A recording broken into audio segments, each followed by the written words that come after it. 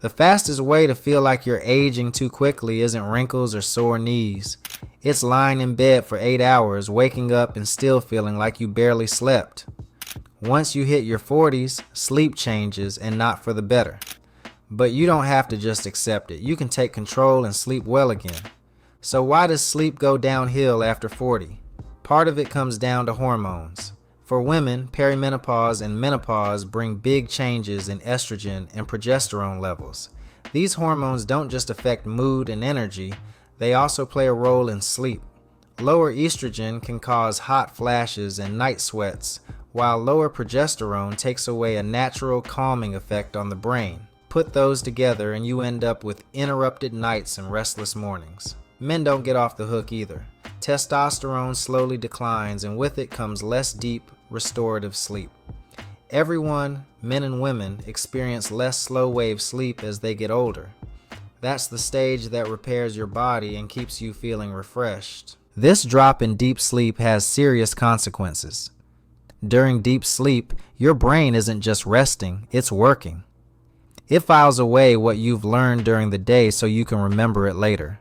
It also clears out waste products through something called the Glymphatic system. That's basically a cleanup crew that washes away proteins and toxins linked to memory problems and Alzheimer's disease. When deep sleep shrinks, so does the cleanup, and over time that adds up. There's another problem that creeps up after 40. Sleep disorders you may not even know you have. Sleep apnea is one of the big ones.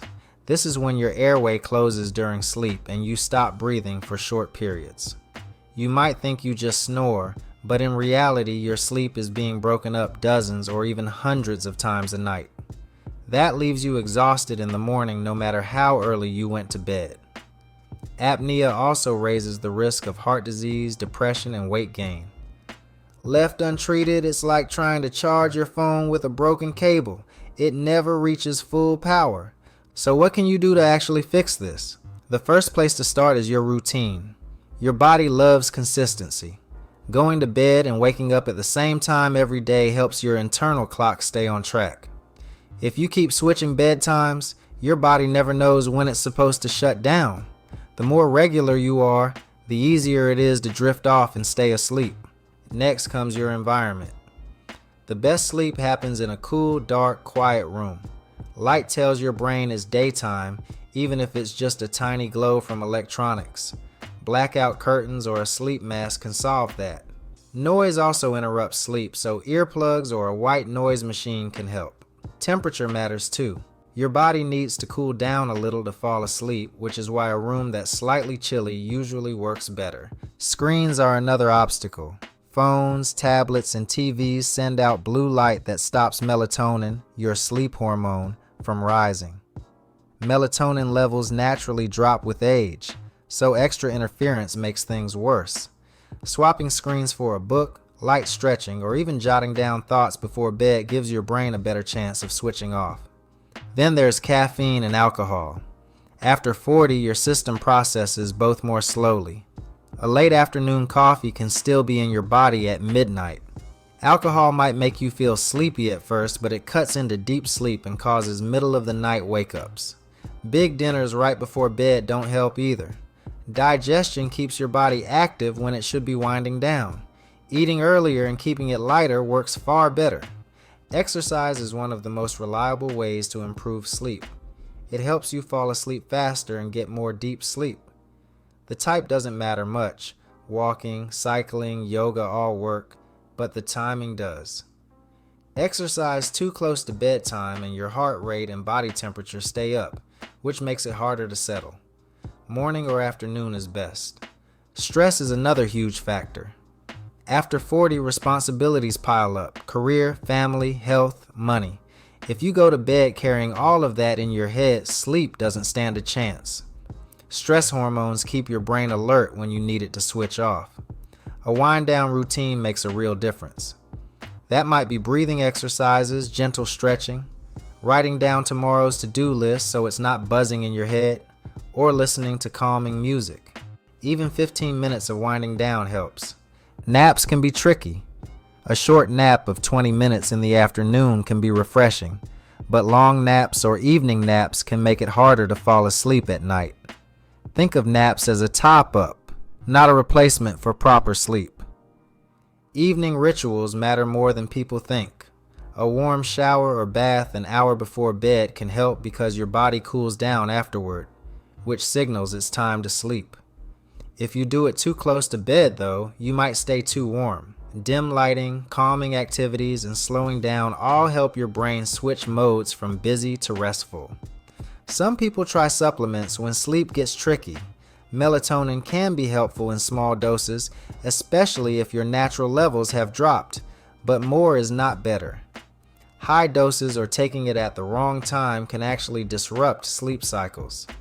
If you want to safely take supplements for optimum sleep, click the link in the description to head over to my go-to website where you can get high-quality supplements.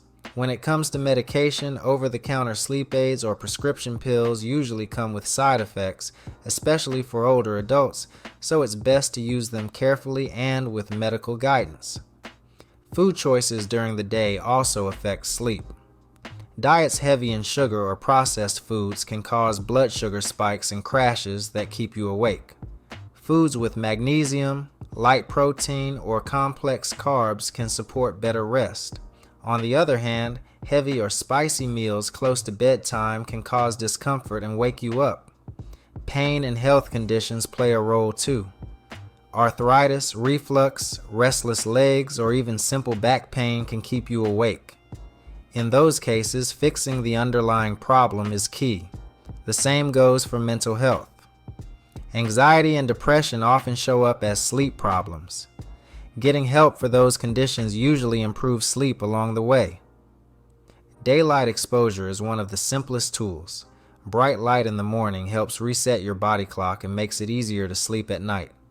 Many people spend most of their day indoors, which confuses the body about when it's supposed to be awake or asleep.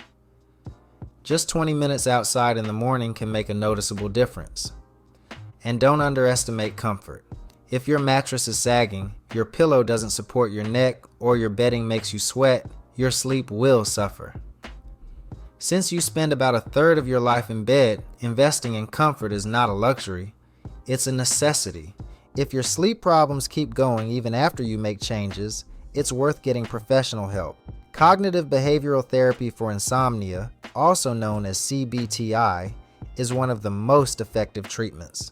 It helps break the cycle of lying in bed worrying about sleep and teaches your body and mind how to reset. Unlike medication, its benefits last long-term without side effects. The truth is, sleep after 40 is not doomed. Yes, your body changes and hormones decline, but with the right adjustments, you can still get deep, refreshing sleep. Better sleep isn't just about feeling less tired. It sharpens your memory, improves your mood, reduces risk of disease, and makes everyday life far more enjoyable. What are some things you do to get good sleep? Let me know in the comments below, and don't forget to like and subscribe while you're there.